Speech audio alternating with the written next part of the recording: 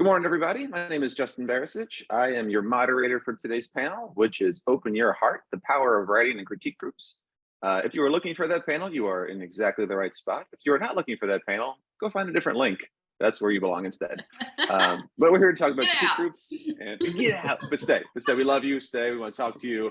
As you might notice, we are currently down one of our presenters, our panelist. Hopefully he will be joining us. He is without power at the moment, storms everywhere, who knows, but he'll be joining us hopefully soon. If not, we're going to have a good, lively conversation with panelist number 1, Kimberly, and panelist number 2, Robert Gwaltney, and then me. I'll be chiming in here and there because I know things about words sometimes too.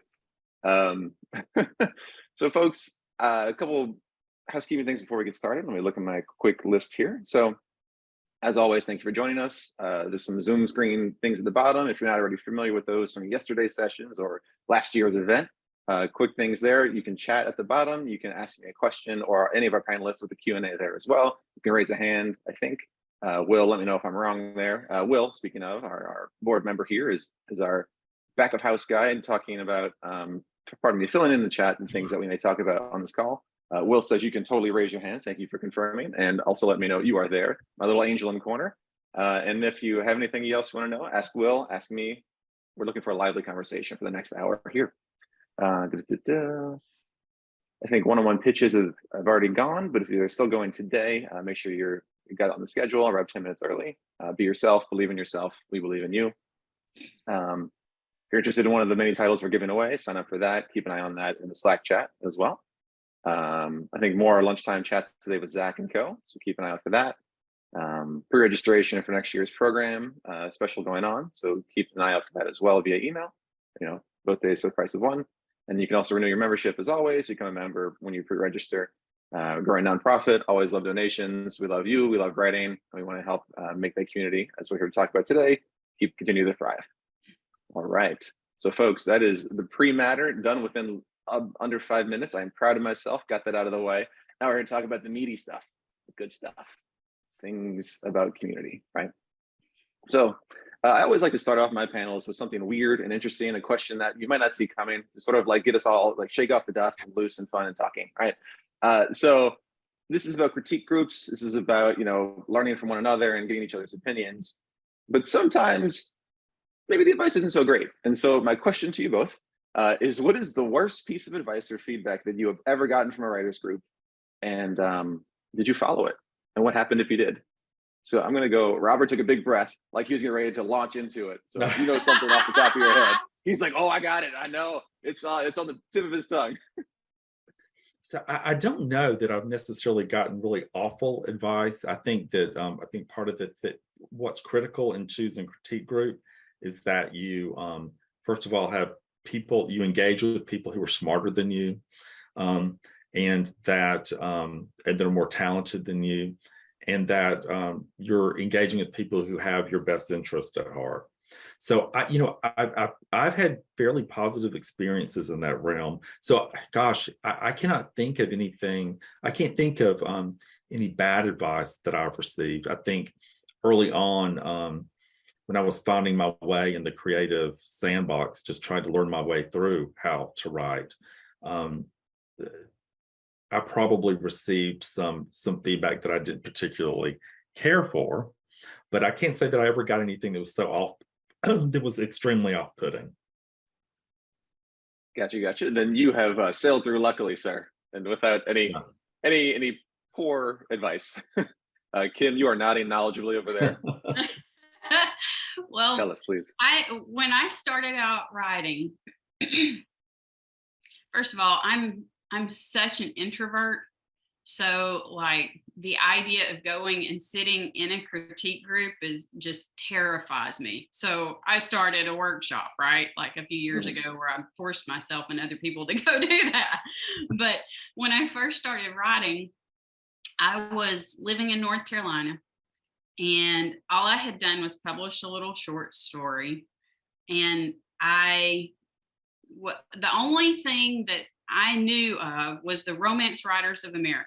Now, y'all, I don't write romance. Like, I really don't. I'm not smart enough to write romance. Romance writers are like on top of it, and they have a whole formula, and that's just, I kill people. So that doesn't work out well in my books. But I had started a novel and somebody said, oh, go to the Romance Writers of America. I went to a conference, came down here to Atlanta. It's actually where I met Patty Henry. And then they tell you to join a critique group. And I joined a critique group online. So you could sign up, do you want a critique group? You don't know these people at all. And there were other authors, and I had no experience as a writer at all. And so I was impressed by everybody. And they had, I believe, this has been a long time ago, they had both published already. And so I was really impressed with that because I was just starting this novel. And neither of them were regional to the South. I can't remember where they lived, but they were in like the Northeast, I think. So we exchange our stuff, and they wrote in different genres than me. One was a cozy mystery writer, one was a suspense novelist, and they were very good at what they did. And so I was ready to listen, and I was a teacher, so I'm cool with feedback, and I like that process. And so I was into it because this was all online. And we exchanged our pages. And I don't know if you can tell from listening to me that I'm from North Georgia. This is how no clue. Right? So it's also how I write, but unintentionally. Like I hate dialect. I hate it. So I never write in dialect. I'm very careful to not write with, I'm not talking like fixin' to, or those things are not in this novel, but in these pages that I send to them. So in my brain, I'm not thinking anything about colloquialisms or, that there's a sound to my writing that sounds Southern. I just send it in. And the feedback that I get from one of the ladies is that she doesn't know if I can sustain the Southern tone of and the dialect and I laughed myself out of the chair because I'm like, we need to get on the phone because seriously, lady, I don't even know I'm doing it. So right. So it wasn't necessarily bad advice, but it did kind of make me realize that you need to know the person that you're working with. It can't just necessarily be random. There were plenty of things that she had to say to me that were super helpful because she was writing from a whole different genre, and I learned a lot from her, but that was funny. And so then when she got to know me, she was like, oh, this is just how it comes out. Makes total sense now. Right. No, so we were talking before this call. I grew up in New Orleans, and there's a weird idiomatic phrase called making groceries, which is like, I'm going to the grocery store. And so I said that to my wife, and she's like, that just sounds so foreign and weird to me. That's not a phrase. Like, stop saying that. Like, ew. I'm like, oh, no, it's real. It's natural. I was just home last weekend. Like, they say that. It's on like the grocery store bags and everything. Do you say buggy for your what's cart? That? Buggy, yes. Also say Yes. buggy. Yeah. Buggy. Once again, she did not know that one either. It's like, what are you talking about? But no, I think, as long as it's genuine, right? As long as that is an actual accent and you know how to actually use it as the people would who speak it, totally. And if you can sustain it and make it real, that's somebody else's fault if they don't know it, right? It's their problem. I'm not familiar with the accent. It was fun, and it's been funny because my literary agent's in Chicago, and when I turned in this novel that I just turned in, I think I talked to you about this, Robert. She was like, it's just your phrasing is so Southern, and I had like intentionally tried to make it more general and less of that. And I'm like, well, okay, you can't. It's how you talk. Yeah, it's the way you flow. I was thinking, Justin. So in listening to Kimberly speak about her experience in dialect, I did have someone that was not closely affiliated with my critique group who questioned whether or not it would be appropriate for me to write from an 11-year-old girl's perspective early on. And of course, thank goodness I didn't listen, and I didn't let that frighten me, because that's exactly what I did in The Cicada Tree. So I think that, what do you do with that advice that might be questionable? How do you filter it? Yeah, I mean, that's actually one of the questions that I had later on. So we're gonna leapfrog and Okay. go to that one now. All right. No, thank you. You were beautiful, not a non sequitur, beautiful sequitur there, I suppose. Beautiful transition. So I guess the question then is like, how do you know? How do you tell if the feedback, comments, notes that are coming in are honestly any good, or not just like objectively good, but like good for you, good for your story, good for your characters? Like, how do you judge that in your years of doing this? How do you get a read on it? And I guess Robert, you sort of were going into that already, so go ahead. I think, well, for me, it's first of all, having confidence in the other individuals that are in the room, understanding who they are as writers. Typically, my rule of thumb is that if I hear something just once, I might not pay close attention to it. But if the room might come to an agreement on something that might be hanging them up, then I might listen more closely. But really, at the end of the day, I think you have to let your heart make that final decision. Oh, listen to him. Like, it's like marketing for the title of the whole panel here. I'm going to hire you, Robert. I can't do that. There's a phrase. Hard. It's ego. It is. So your ego is so involved in it.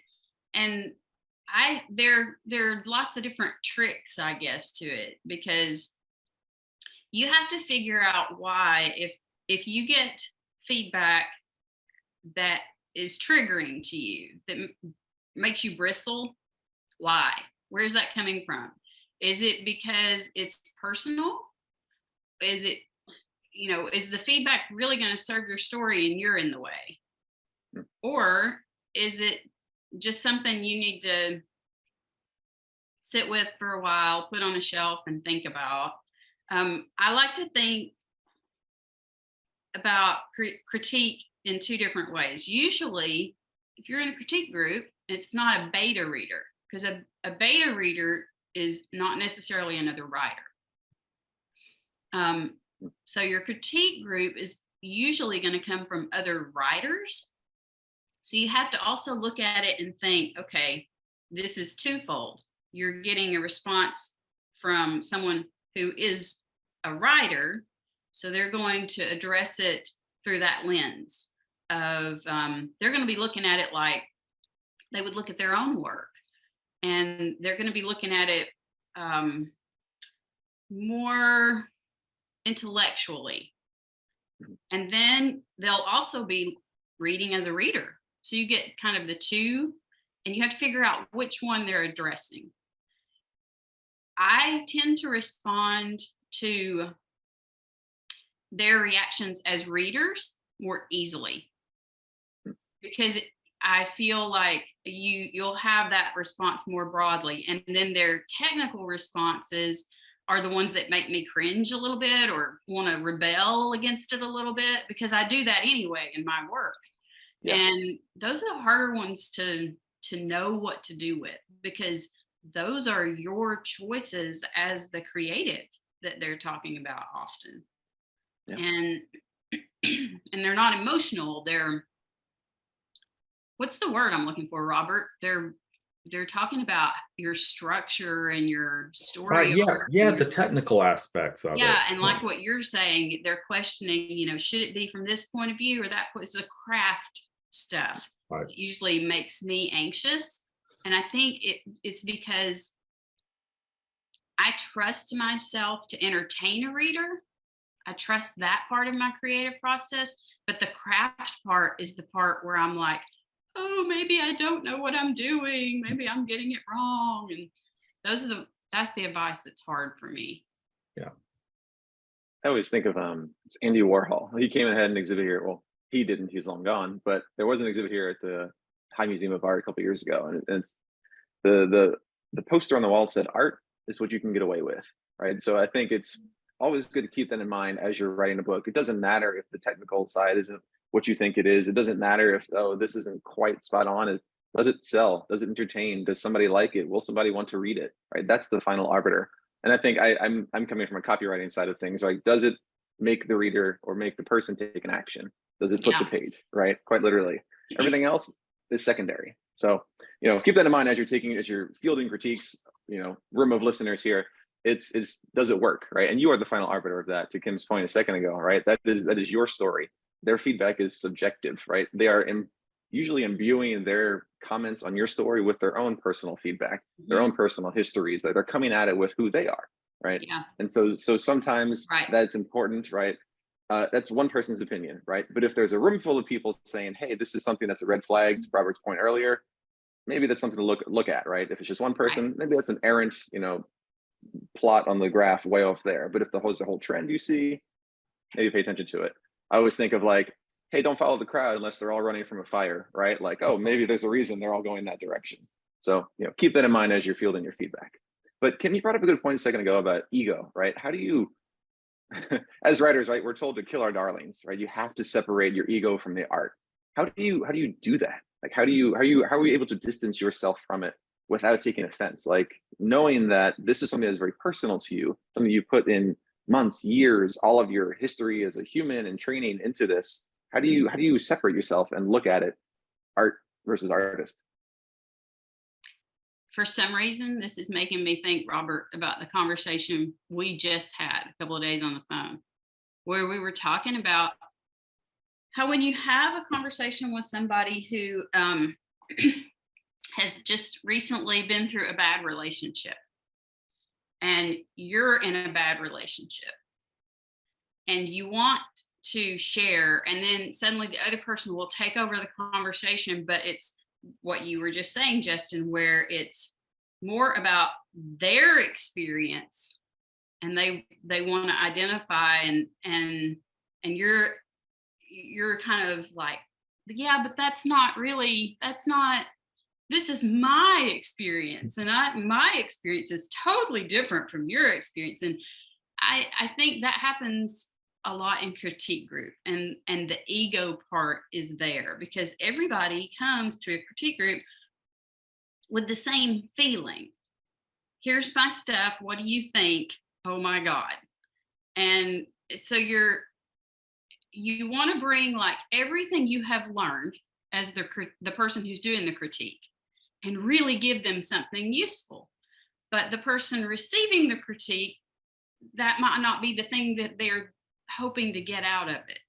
That's where my ego struggles. If I don't come open to the idea that what they're seeing and what they have to say and what they're offering me is useful, if I can't connect to it and realize, okay, all right, yeah, we are the same here. We are creating something that's the same. And even though I have this really unique, wonderful idea, and it's just my soul on the paper, and you should, recognize how special I am. And this is, you have to realize that it's all the same. We're all trying to reach the same goal.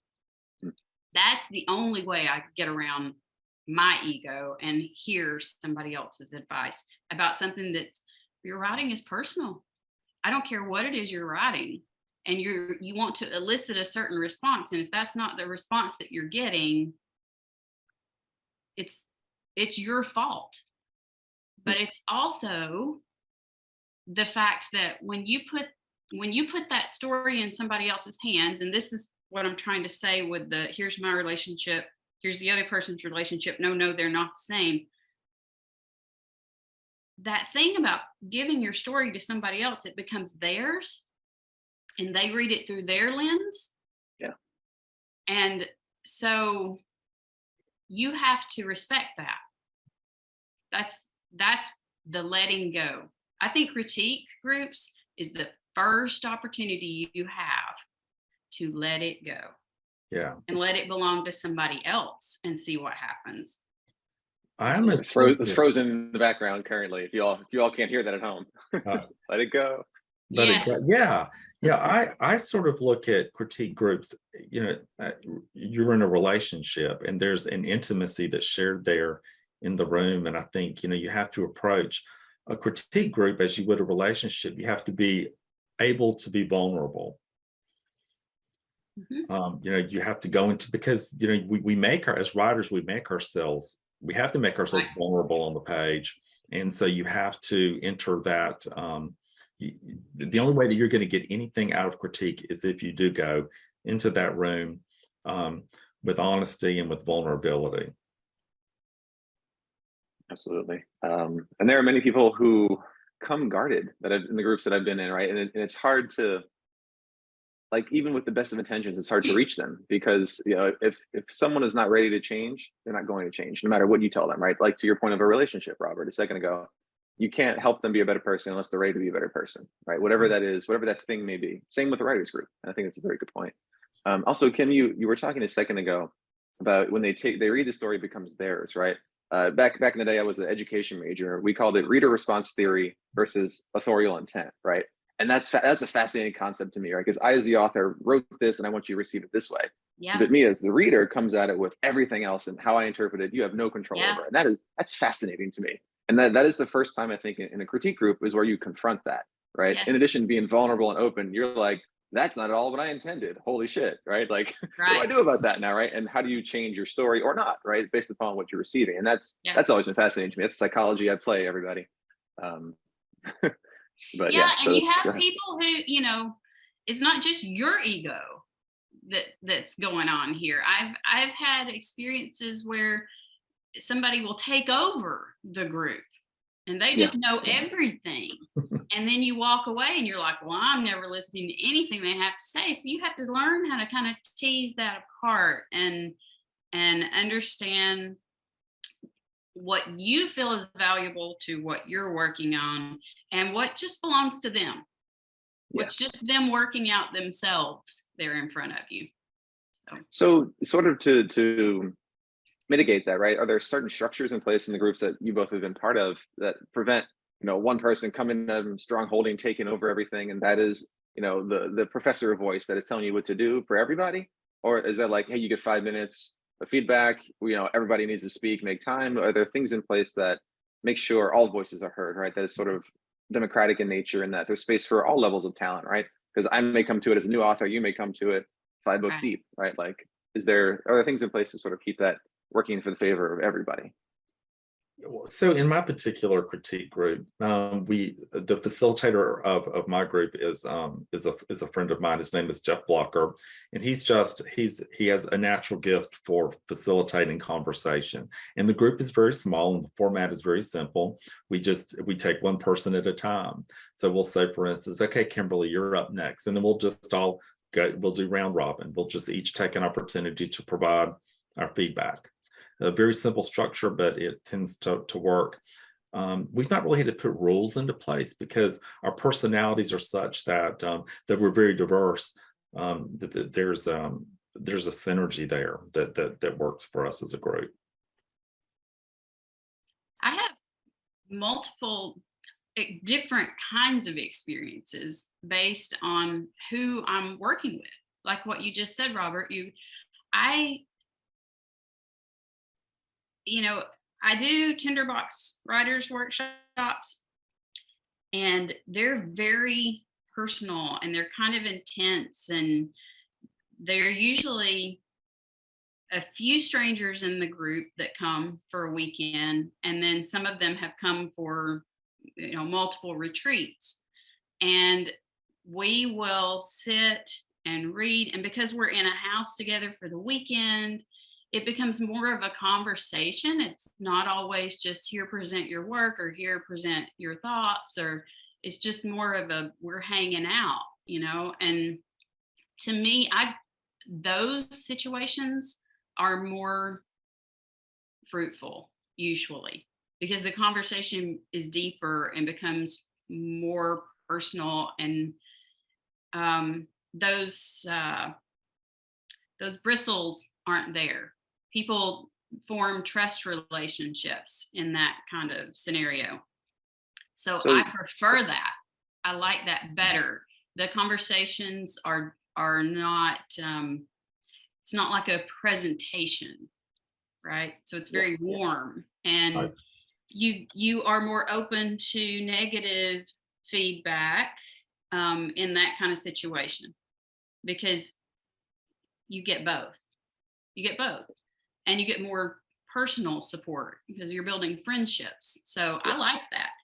On the flip side, I don't usually use a formal critique group anymore. I have 2 author friends that I let read, and I read for them. And we have those same kinds of conversations back and forth about our work. It's not, I don't sit in a room like once a month with a critique group. It's a more compassionate, maybe is a word for it. And we know one another. We know one another as people, and we know one another's writing and our voice, and we'll have phone conversations. And so that trust level is there. Mhm. That is a whole different thing than going in and just pitching your work somewhere, and I respect what they have to say to me more because of that. I trust them. So a question to you both then. Totally agreed that having that warm friendship conversation approach is optimal. I've seen that as well in the writing that I've done. But how do you foster that, right? How do you lay groundwork at the beginning? Like the whole idea of like sharpen the saw, right? Before you cut a tree, you make sure the saw is really sharp, or else you'll be spending more time trying to cut it down, right? At the start of your workshops, is there always like a reminder, or like, hey, this is a new group, first time we're meeting? Is there like here are the ground rules, so to speak? Here are the not necessarily protocols, but like the respect we automatically assume and afford each other, so that it's not the negative side of that, right? How do you avoid that? Are there things in place that you'd recommend, or is it just like, hey, the first session, we're just going to talk, we're just going to get to know one another, we're not going to review any work, we're just going to know each other as people, so that we can come at it as people and not critics?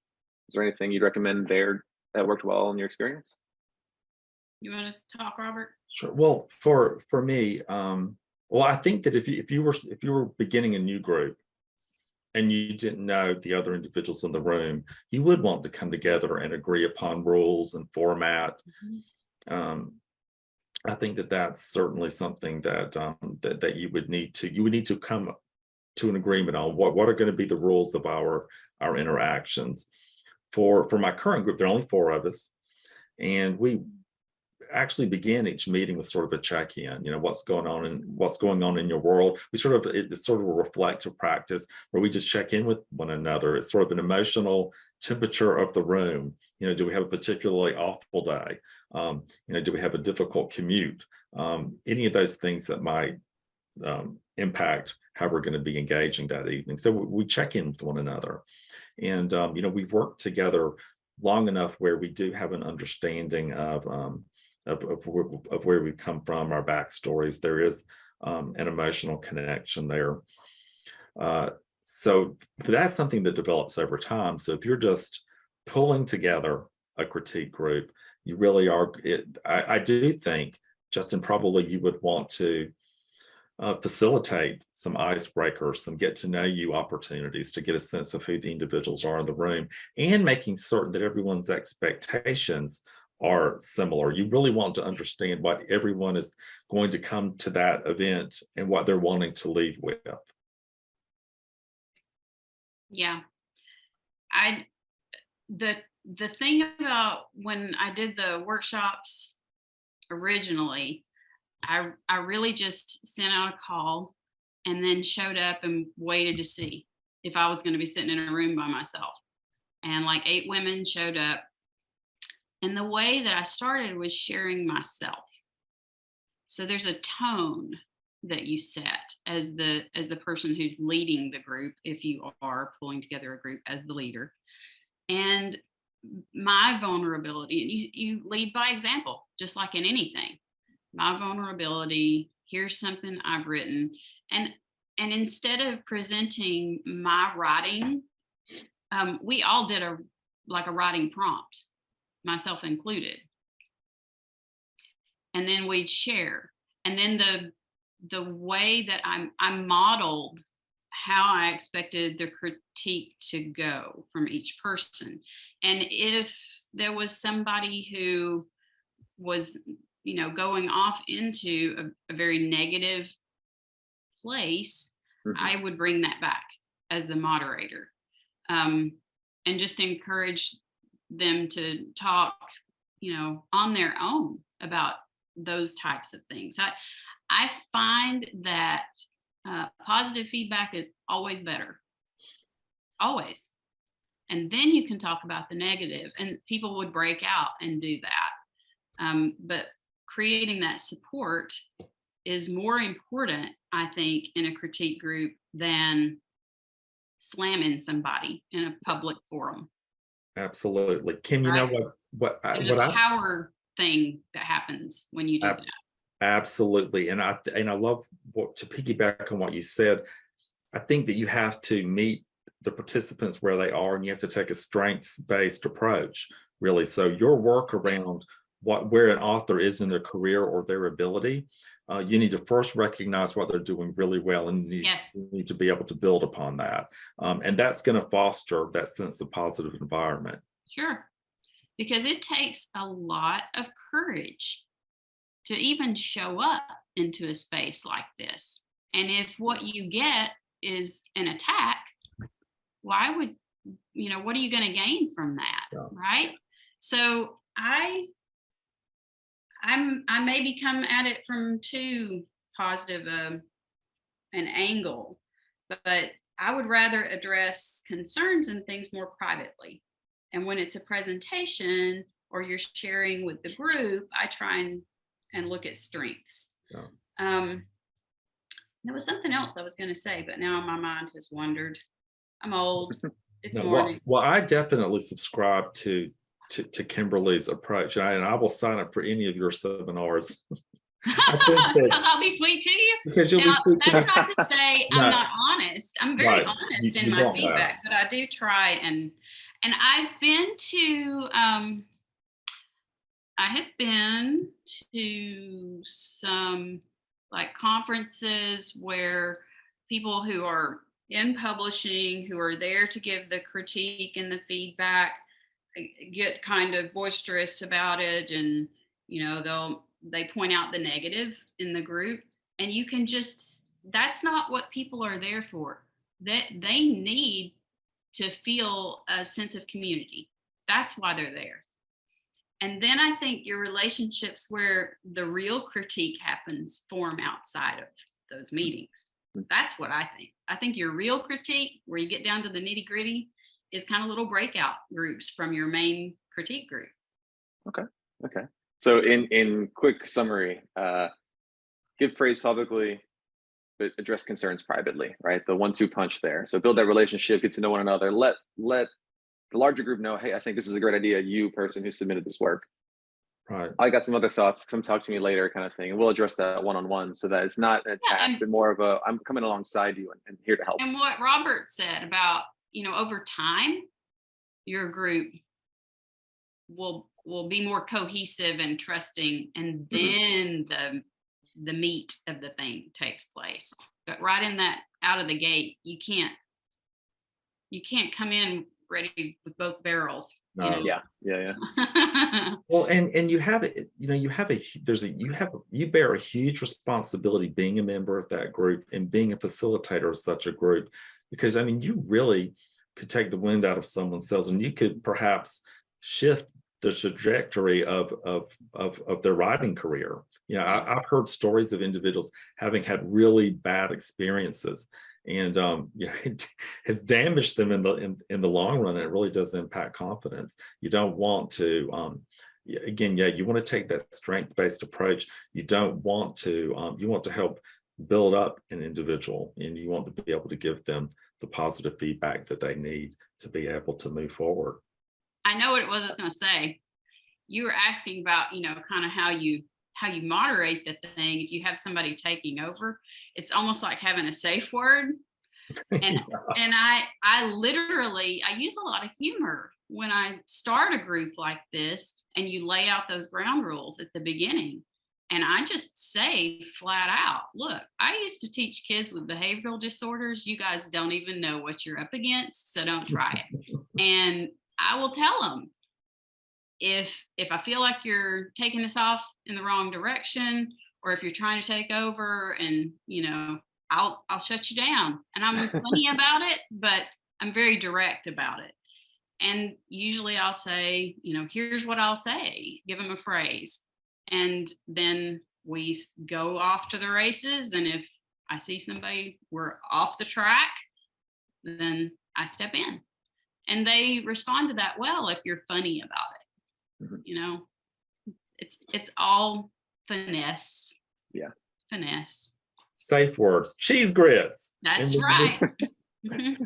And then, simmer down, people. Sorry. That's exactly right. Oh man.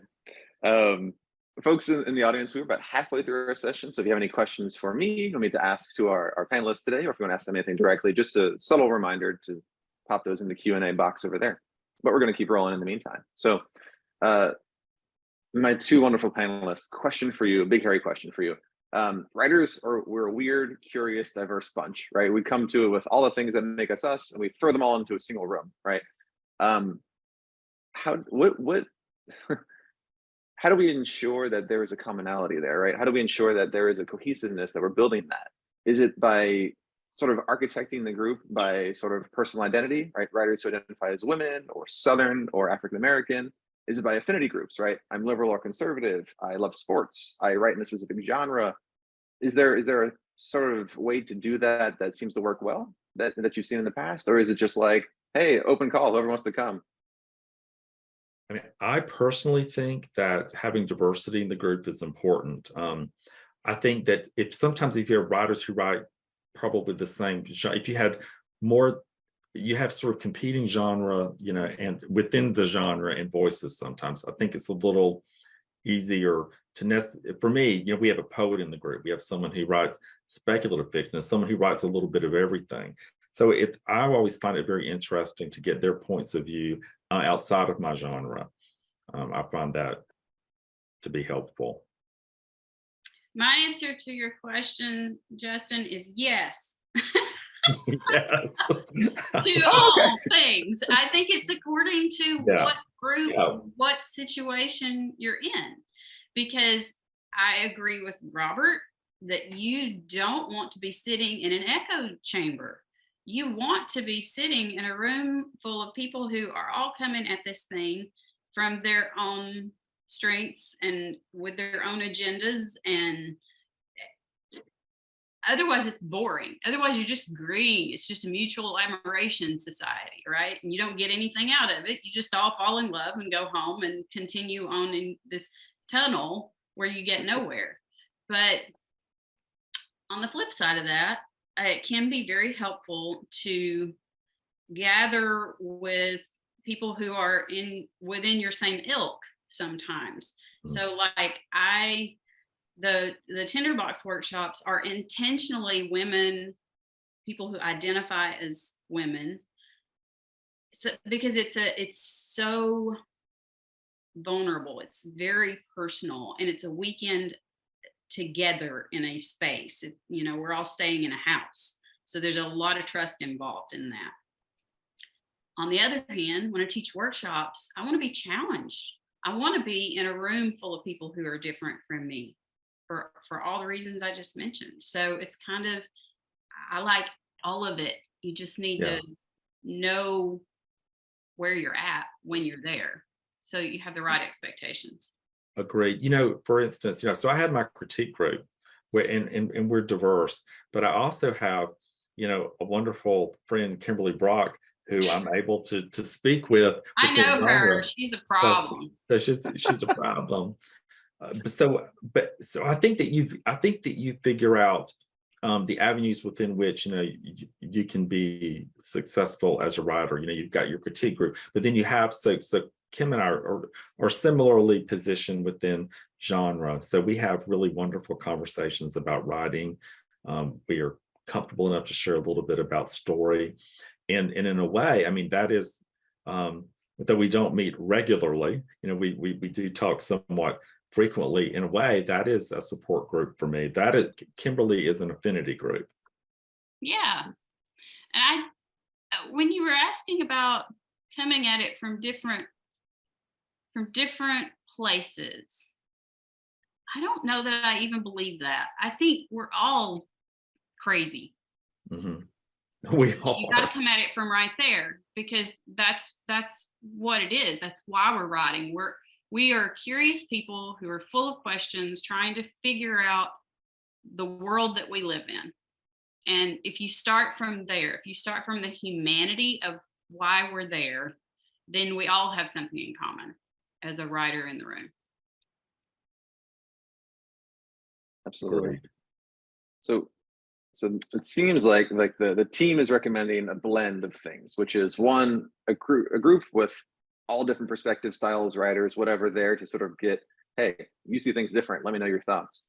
But at the same time, a smaller group perhaps of trusted advisors who, you know, like I like your stuff, you like mine, and we know each other very well. Like you are that person, you're my first reader kind of thing, right? You are my once again trusted advisor, that I know that you're looking out for me and you know me well enough to give me that tough love, right? To give me that Yeah, hard and they critique kind of that help perhaps you other people aren't. interpret from the other group what you get.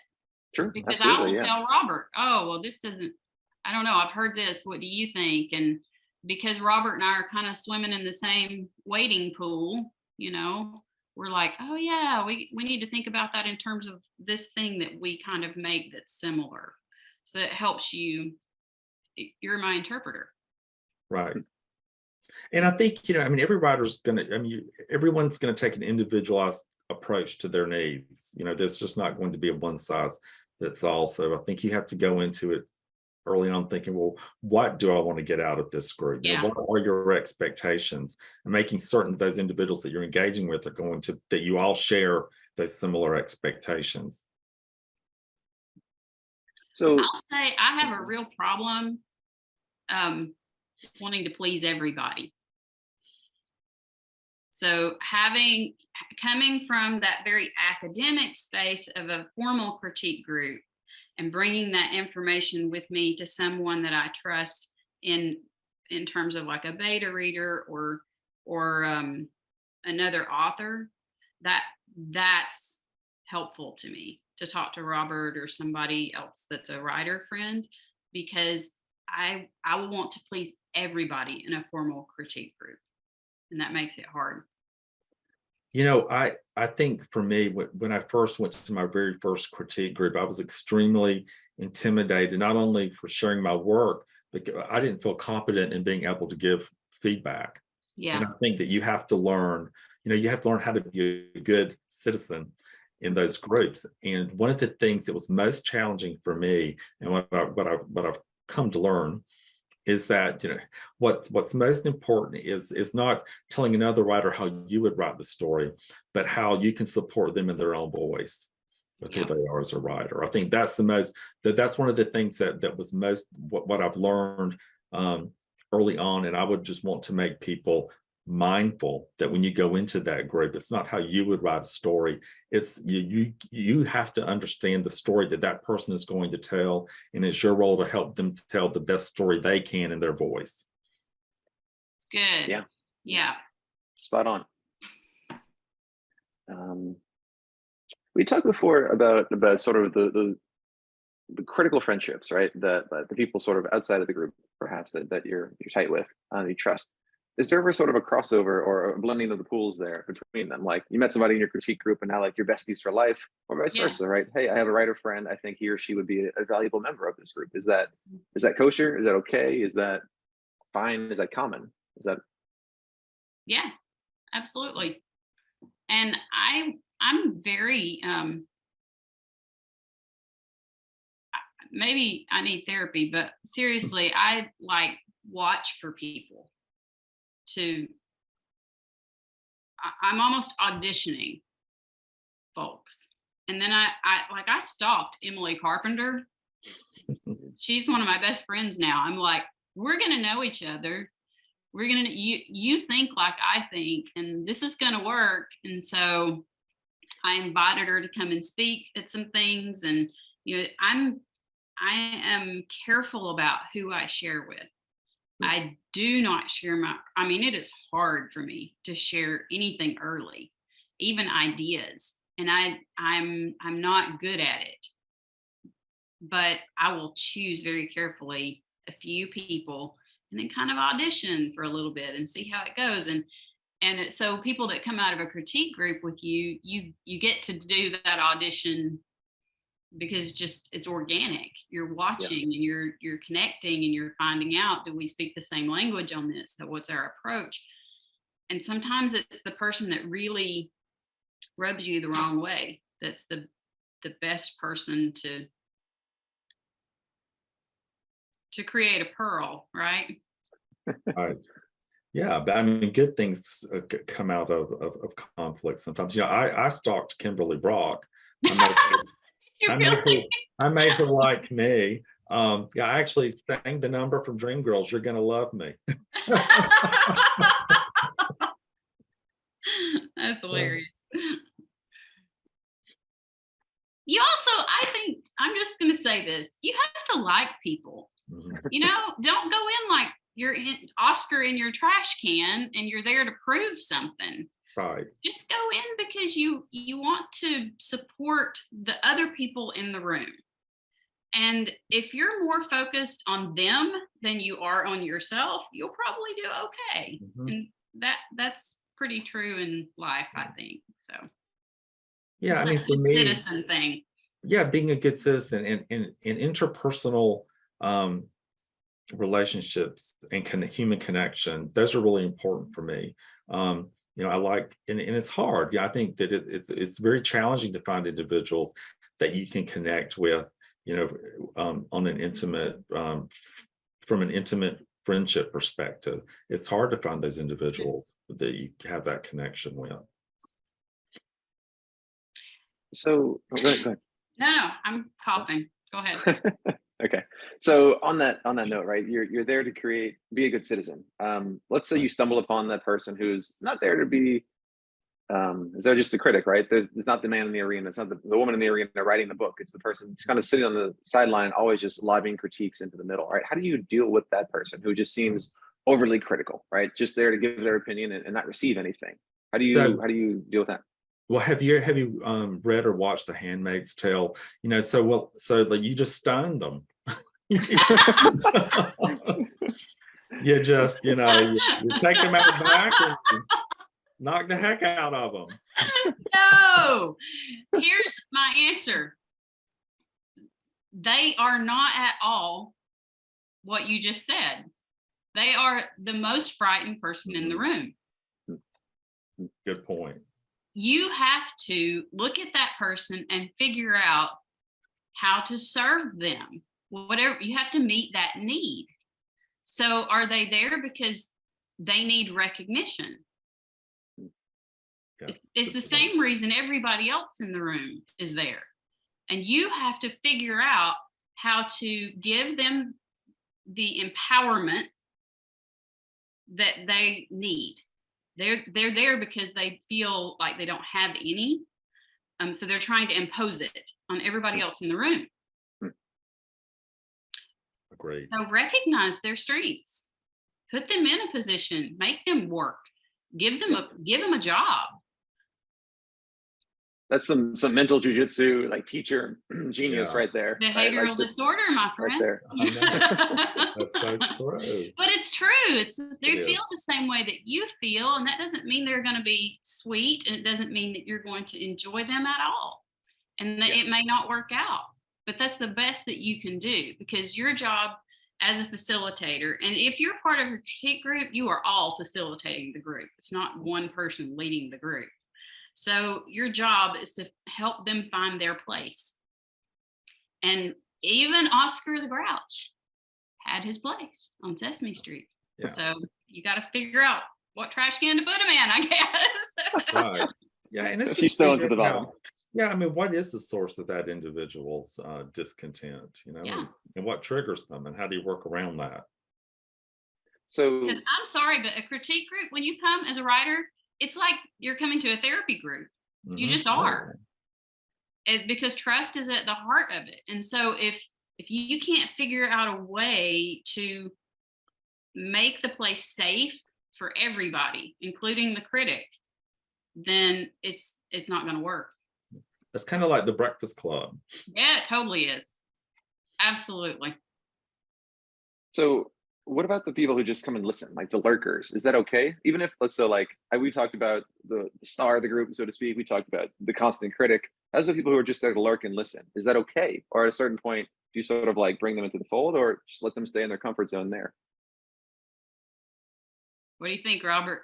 Well, I mean, I think that the lurkers are getting their bearings, right? And I think that you allow them to lurk for a bit, and then you watch them as well. And you try, I think you want to do your best to be able to integrate them into the group and the conversation.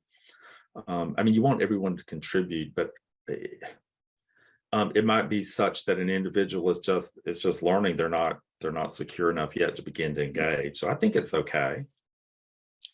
Yeah, lurkers are my favorite, I think.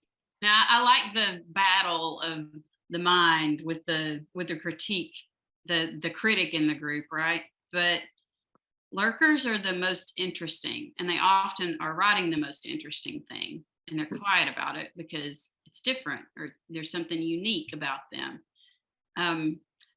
I am a lurker for sure, not because I'm special and the most interesting person in the room. I'm just shy. I can do this, I can teach all day long, but put me in a group, of 4 or 5 people where I'm not in charge, and Yeah. it is hard to do. I'm very nervous, and I don't have anything to say, and I can't remember my words. And so I don't know that I don't like to force somebody out of anything, but they intrigue me. And so I try and befriend them really Mhm. before anything else, because I want to hear what they are bringing into that room. And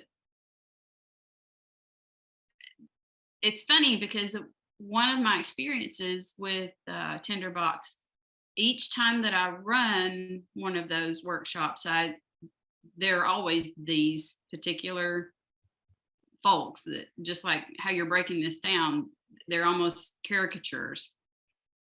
And if you get it right, that person that's the wallpaper in the room, Mhm. if you can wait them out and if you can tease out, get them involved just a little bit, they are often the person that like neutralizes your critic in the room. It's interesting. It's all just psychology. All of it is. But everybody's there for story. Everybody. So I want to know their story. We all want to know each other's story. That's why we're there. We want our story to be heard, but the thing I guess that you want to teach the most in a critique group is how to listen. Mhm. And they know how to listen. True. True. True. True. Um, so in the time of COVID, which seems to be stretching onward and onward, right? A lot of communities have shifted to online. I know we have only 5 minutes here, so trying to keep an eye on the time. But where do I find my fellow writers, right? How do I get them to show up consistently, participate, and create community with me? How do I foster that, or as a leader or as a participant, how can I help foster that? Any recommendations from the 2+ years of COVID? Any in-person things you brought online, or online things we've since brought in person, since people are meeting again face to face? What do you think, Robert? I feel like I'm talking a lot. No, not at all. I think that it really depends on the size of your group and the Okay. dynamic of your group. And my group's all local, but I do know that there are critique groups of individuals that meet online that have members across the country, maybe even out of the country. I think that obviously having ongoing communication, and if you can foster some sort of relationship during the in between, I think it's helpful. And of course, just have it.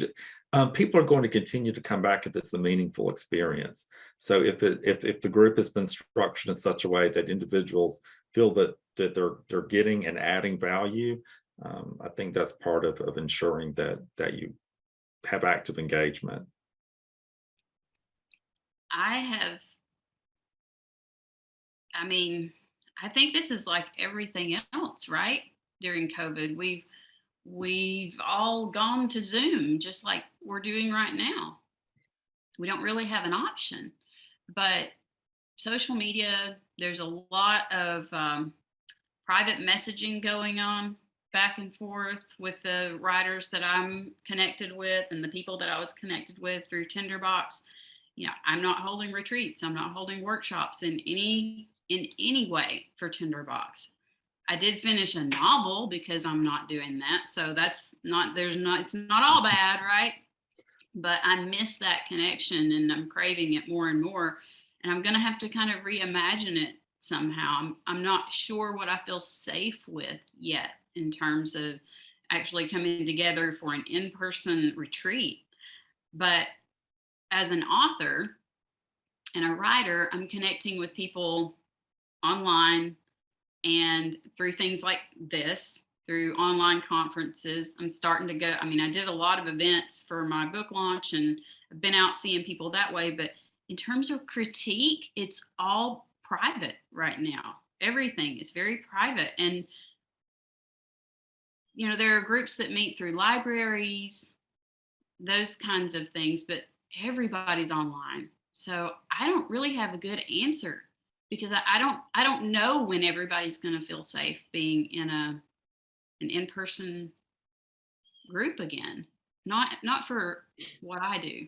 So I honestly think there's been, I think that just across, not just across critique groups, but I mean, I think that there's been a culture shift. I think that we probably will find ourselves more frequently utilizing Zoom, regardless of whether or not we're in a pandemic or not, just for convenience sake. You know, to go meet, so we do a combination of, you know, we'll meet in person or we'll do via Zoom. I actually sort of enjoy the Zoom evenings because I don't have to worry about the travel there and then the travel back. When I'm done with the critique, I can turn the computer off and walk right into the living room. But I do sort of think, you know, figuring out a combination. If you say, okay, every other time we meet, we'll be in person or right. along those lines. Yeah, and like you're saying, I think it's kind of opened up some opportunities. It's just the person that lurks, it's harder to reach them. Yeah. Let's see. So we mentioned, just trying to keep note of this as we talk about our call. So some good communities or groups that you'd recommend, right? Either virtual or in person. Write Club Atlanta, based here, is one. They're a writer live literature scene. Love that. That's how I really got involved coming here. Obviously, where are we today? Broadleaf, they're a good one. National Novel Writing Month, NaNoWriMo for short, gets you encouraged to write. There's built-in stuff there. There's a push for that month of November, right? Romance Writers of America, Kimberly mentioned. You also mentioned Tinderbox Writers Workshop. Anything else, Robert or Kimberly, you would add to that list for those who are listening today? Well, there's the Atlanta Writers Club as well. Okay. Yeah. Which I joined early on when I knew that when I moved to Atlanta and I knew I needed to get busy. It's a wonderful opportunity to, in a way, sort of be a lurker because you could sit in the audience and you could observe and you could listen to other authors take the stage. So it was a comfortable environment for me because I could just go in and watch and listen. Yep, I agree. And like I mentioned, your local libraries, you'll be able to find things going on there, and writers groups often will gather there and form organically. Gotcha. And so with our last minute here, the question I have for you is the one that I love at the very end of the Airbnb survey, which is, would you host this person again, right? Or would you stay here again is the question. And I pivot that here to ask you, would your writing be where it is today without a writing community or group? My answer is a clear and obvious no. I'm a lot further along as a writer because of who I met along the way and the friendships I made and have kept for years now. And I can't be anything but grateful for that. Yes, it's tough, but it's amazing. And so I asked the question to both of you as well. Kimberly? No, absolutely not. And I've quit so many times. I mean, I quit all the time. Like once a week, I quit writing. And I think without the phone calls and the conferences and the workshops and the moments where you have a conversation, even if it's not about your story, even if, and often for me, It's when I'm talking to somebody about their story and you get that zing, that thing where you're like, oh, that is so good. Why didn't I think of that? That feeling of, you remember your love of story. You remember why you're writing instead of the work of it, the joy of it. That's what I get from critique groups. It's not always about the academic information of a critique. Sometimes it's soul food. Yeah, I would of course answer no as well, and I'll sort of Jerry Maguire it. Yeah, I mean, other writers make me want to be a better writer. Yeah. Those talented writers who inspire me, and you think, oh my God, I've got to get at the writing desk. I've just read the most amazing thing.